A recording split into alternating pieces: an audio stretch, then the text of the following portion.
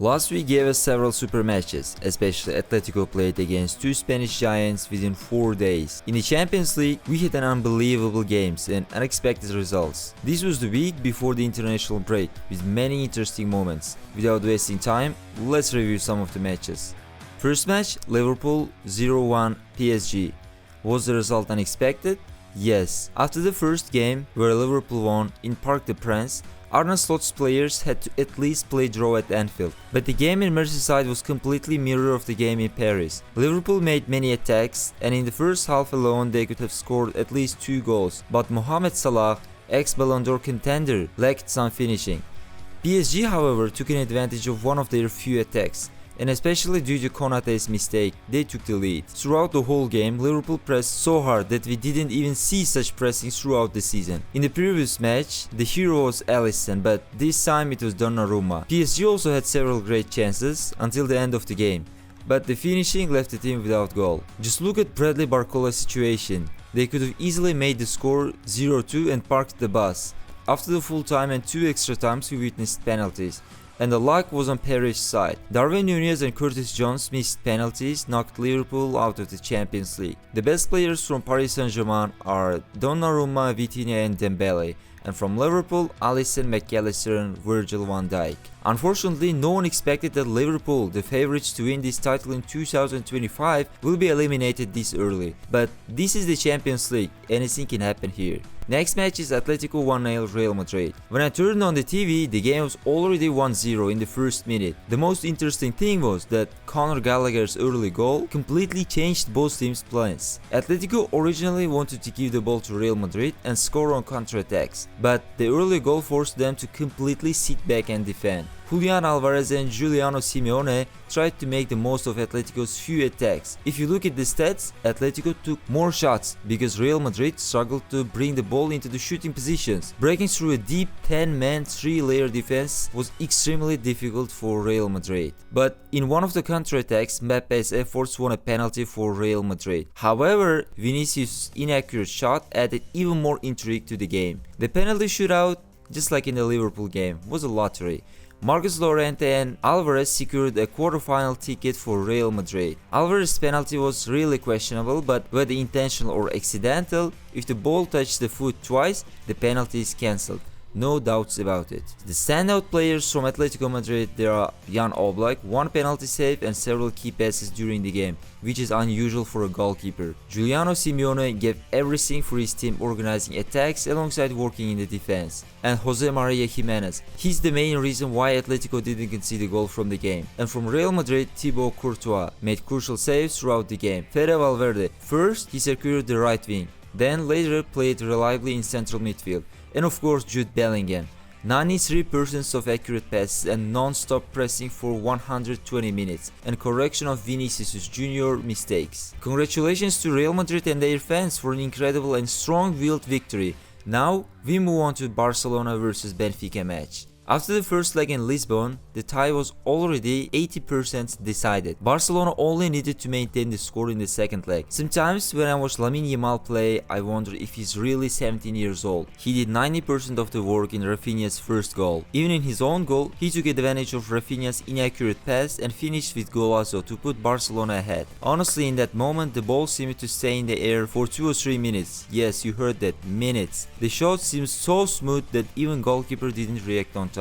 The third goal was a classic counter-attack, pass from Balde to Raphinha and Raphinha with a great finish. The second half was just a formality. Both Benfica and Barca wanted to save their energy. The best players of the match for Barcelona are Lamine Yamal, Raphinha and Pedri. Let's talk about Pedri, the main conductor of Barcelona's play. He influences the game as much as, if not more than, Lamine Yamal. 2 MVP awards in 2 games against Benfica, many key passes and created chances. And from Benfica, Otamendi, Aursnes and Dal. Otamendi because he scored goal, Aursnes and Dal, just like in the first leg, these 2 players played well and stood out from their teammates. Result, Barcelona advances with confidence. The next match on the list is Bayern 2-0 Bayer Leverkusen. Many fans expected Bayern to reach quarterfinals, but despite Bayern Munich's shaky performance in Bundesliga and German Cup, They once again showed that they can play differently in the Champions League. The aggregate score 5-0. In the second leg, Bayern played just like they did in the first match, but this time they focused more on defense. And logically, this was the right decision. When a team wins the first leg 3-0, they naturally play more consciously in the second match. Bayer Leverkusen tried everything they could in the first half to restore the balance,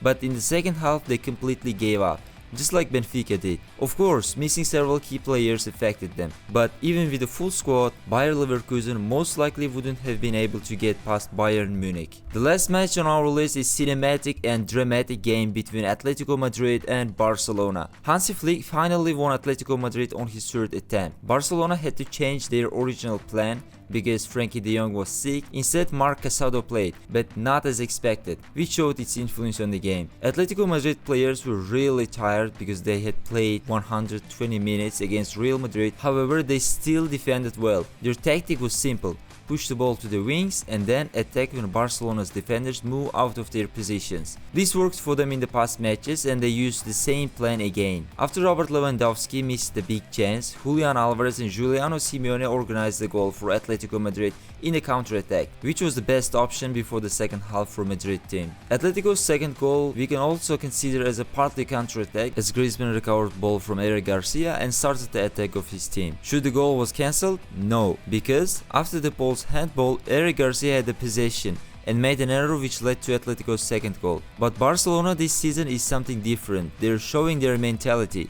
The mentality of a champion. First Lewandowski, then Ferran's equalizer, and then the phenomenal golazo of Lamine Yamal, which ended the game. Ferran's second goal was pure mistake of defenders which buried Atletico in Metropolitano. In the end, Barcelona won and returned to first place in La Liga. Atletico Madrid is now behind Barcelona and Real Madrid in the title race. However, they still have a chance to compete. Flick's team showed a great spirit and fought hard. This victory was important because international matches are coming and it is good to stay on top. Now, if you talk about the last week's team of the week, in goal we have Gianluigi Donnarumma. His crucial saves during the main time and his penalty shootouts heroics helped PSG to secure a place in the quarterfinals of the Champions League. In defense, another PSG player, William Pacho, earned his spot for saving his team multiple times from a clean goal scoring opportunities and for keeping the defense solid alongside Marquinhos. The second center back is Jose Maria Jimenez. Yes, I know his team lost both matches against Barcelona and Real Madrid, but in the Champions League he dropped a masterclass.